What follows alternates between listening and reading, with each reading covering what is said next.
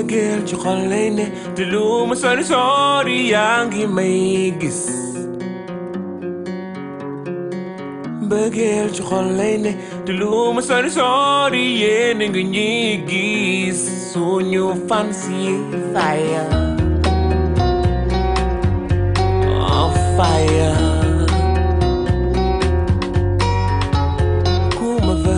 ni ma mel si nga may fa wala nga bàyyi ma ndax di nga ne si dara gëm ko ne si di si ñaafe nit ku nekkul ci dara mooy toog fee naan kii dafa tardé parampam fay fay fay now parampam chanter. Je ne sais faire que chanter. Chanter. Je ne sais faire que chanter. Pour ceux qui m'aiment, ceux qui m'aiment. Pour ceux qui m'aiment, ceux qui m'aiment. Dund ci sax ci dee ci dëgg jee. Dund ci sax ci dee ci dëgg jee. Man damay way. ñu ma fa rek ma laay way. Man damay way. Fancy daan laay way.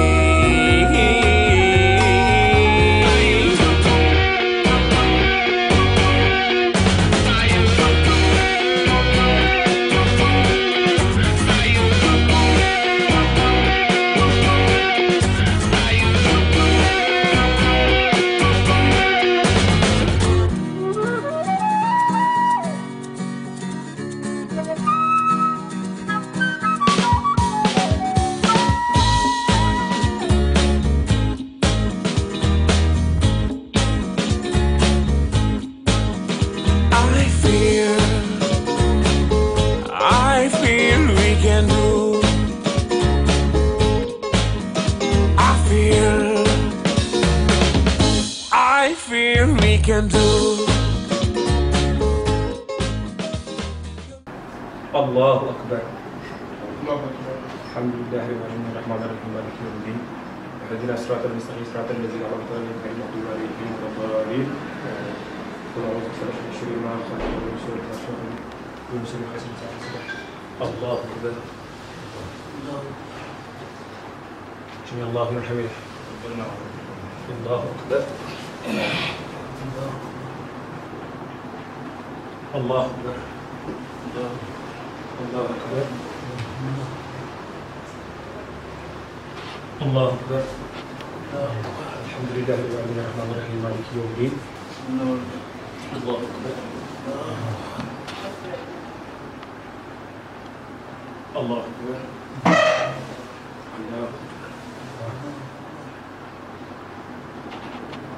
الله أكبر الله أكبر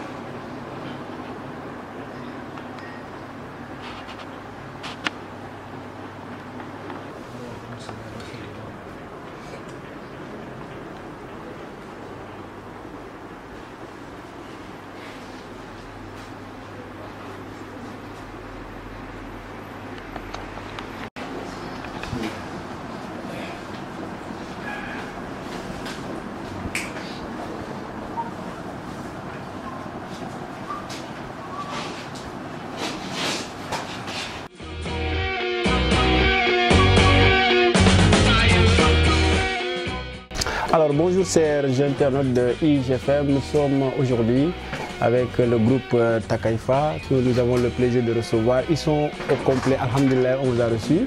Après ce beau vraiment ndogu, hein, on a vraiment coupé les gens ensemble, ça a été vraiment nice. Alors on va passer à autre chose, on va parler de vos activités. Il paraît que vous avez fait une tournée, il y a aussi d'autres albums qui sont sortis en 2008, en 2012 encore. Alors il y a d'autres aussi activités qui sont en cours. D'abord je vais vous laisser, on va procéder par la présentation. Bonjour, salam alaikum, Mangi Douignep, man le Jacques Keita, chanteur du groupe Takaifa. À ma gauche, je vous présente Mama Keita. Elle est la bassiste du groupe Takeifa, c'est notre petite sœur. Qui est Ibrahima Keita, moi batteur du groupe Takeifa, moi Samarakala. Qui est Cheikh Tidiane Keita, c'est lui le guitariste du groupe Takeifa. Qui est Mohamed Fadilou Keita, moi rappeur du groupe Takeifa. Nous sommes plaisir le beau max ñun ñu def émission bi ak yéen. D'abord on va commencer parce que vous parlez de Keita. Est-ce qu'on peut retenir que c'est la même famille, même père ou même mère? Qu'est-ce qu'on peut retenir de ces liens familiales? Waaw li ngeen mën a retenir ci loolu mooy réellement que ñun ñëpp ñoo bokk ndey ak baay, donc on est des frères ñoo bokk ndey ak baay macha allah di def musique.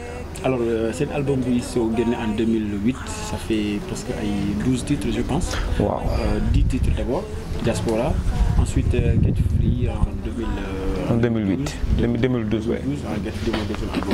Alors est-ce que c'est une intégration au sein de vous, ça n'a pas posé un peu de problème du fait que qui sama sœur là, qui sama frère, des nuances? Au début c'était comment? Au début c'est venu très naturellement et très simplement nekkul li nga xamantene ni dañ ko programmer parce que lo programme yalla gën la mën ay programme.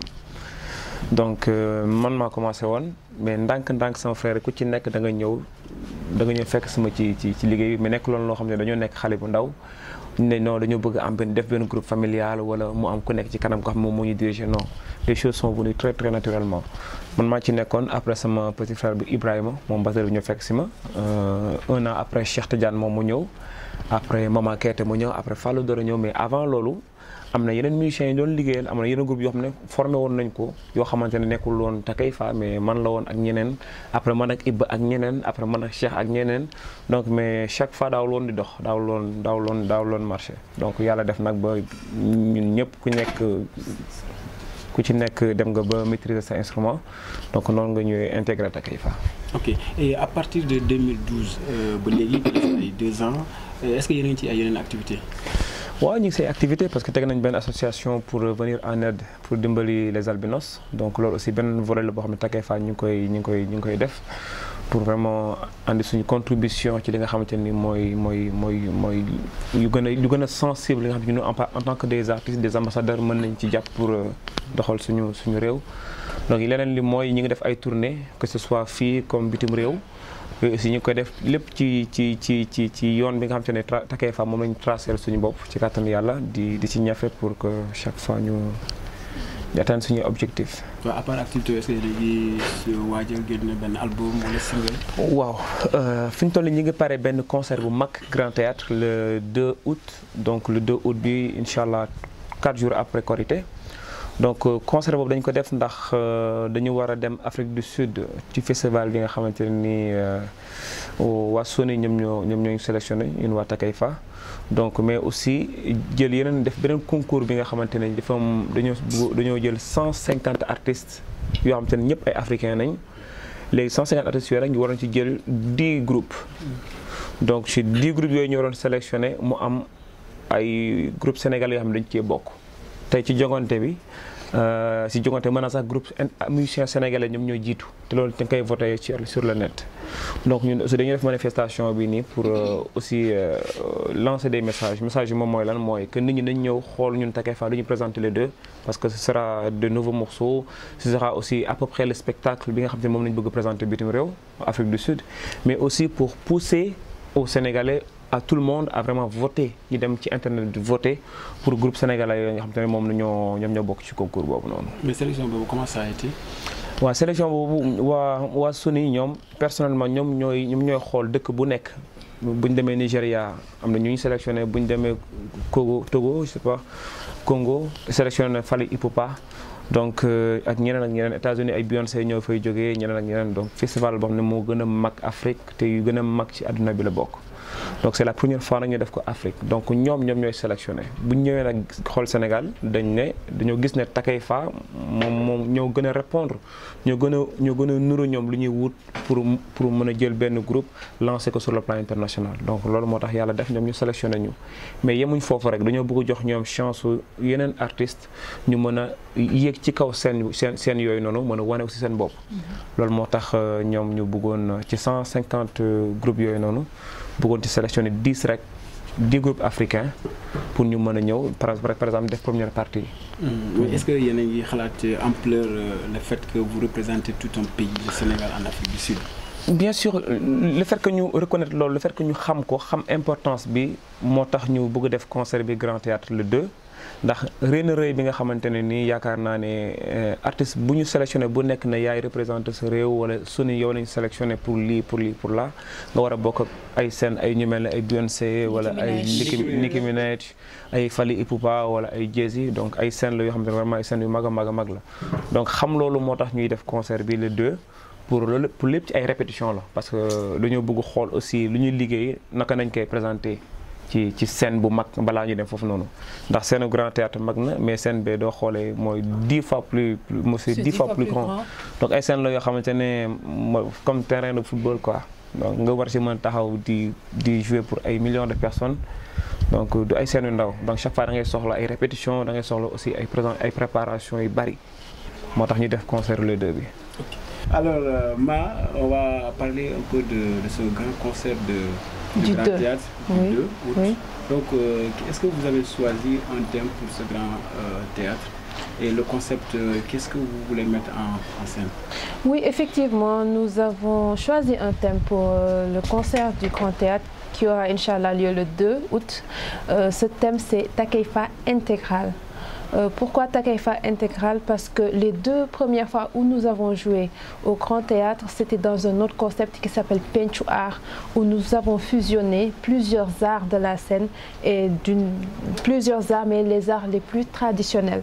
Et pourquoi nous avons choisi Takeifa intégral, c'est que nous revisitons notre répertoire des 2 premiers albums qu'on a déjà sortis et on donne aussi un avant-goût de l'album qui va suivre ces 2 premiers-là. Et nous avons aussi choisi des artistes qui vont nous accompagner, des artistes invités comme Purpose, comme Cannabas, comme Adi Ouza et Sherlo. Je crois que j'ai cité tout le monde. Et c'est aussi une façon de communiquer aux personnes notre sélection pour le festival qu'on va faire en Afrique du Sud. Alors ce festival aura lieu juste après votre tournée européenne. Vous avez déjà été en Europe, dans quel pays? Nous étions en tournée et nous sommes déjà de retour. Nous avons été en tournée du 22 mai au 29 juin passé. Et nous avons fait 4 pays, l'Allemagne, la France, la Belgique et l'Espagne. Alors, le concept c'était quoi? C'est vous jouez dans des boîtes ou vous avez organisé des concerts? Non, nous avons joué dans des festivals. Nous avons été sélectionnés par plusieurs festivaliers. Nous travaillons avec des agences de booking qui sont en France, en Allemagne et en Belgique. Et ce sont eux qui ont été contactés pour qu'on puisse participer à ces festivals. Il y a de grands festivals comme Grenzelos Festival de Augsbourg en Allemagne, comme Kenako Festival de Berlin, comme Esperando Festival de Belgique.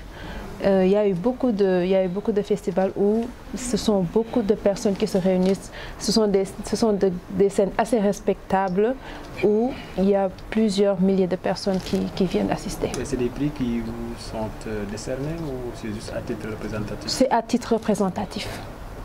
Oui. Alors vous avez eu beaucoup d'expérience certainement à travers ces festivals? Oui, effectivement, de l'expérience et surtout on a eu la chance de rencontrer beaucoup de personnes parce que c'est ça qui est le plus important. Le fait qu'on quitte le Sénégal et aller vers d'autres continents, ce qui compte c'est qu'on fasse de nouvelles rencontres, qu'on ait de nouvelles ouvertures parce que si tu vas t'ouvrir en Europe, ce que tu tends à faire c'est t'ouvrir au reste du monde et c'est en ayant un esprit assez ouvert qu'on réussit à avoir ça, quoi. Par rapport au style de Takeifa, disons que la musique de Takeifa c'est un mélange.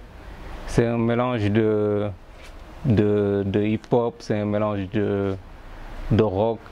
Donc déjà par rapport au festival que nous avons fait récemment, on a eu la surprise de trouver que les gens ils parlent de rock pop africain. Donc au fait ce sont toutes ces sonorités là qu'on retrouve dans la musique de Takeifa aujourd'hui. C'est bon, en fait la raison pour laquelle c'est dû aux influences qu'on a vécues, parce qu'on a en fait écouté toutes ces musiques-là depuis les années, disons les années 50, les années 60.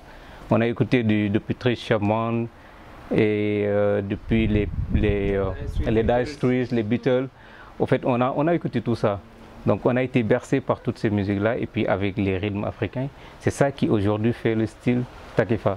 Donc nous ne voulons pas nous enfermer sur un style comme on dit, c'est un groupe qui fait du rap ou un groupe qui fait du rock ou un groupe qui fait du mbalax. Donc c'est un mélange.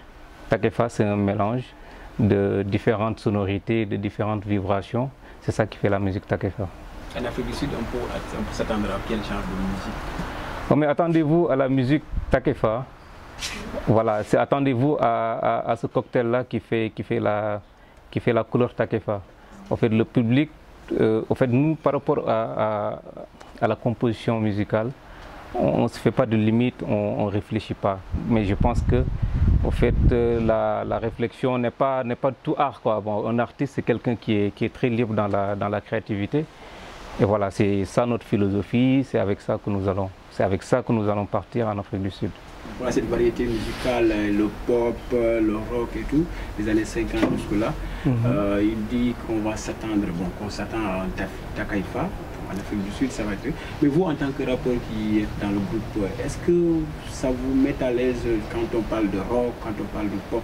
Est-ce que vous vous sentez bien à cette variété musicale? Je peux dire que moi, je me sens très bien par rapport à n'importe quel style de musique parce que dans notre famille, on a cette tradition-là. Depuis le bas âge, on a été bercé dans la musique comme du genre pop, rock, salsa, blues, rhythm and blues, slow. Et j'ai grandi dans ça. J'ai toujours eu des grands frères du genre Jacques Keita comme chanteur.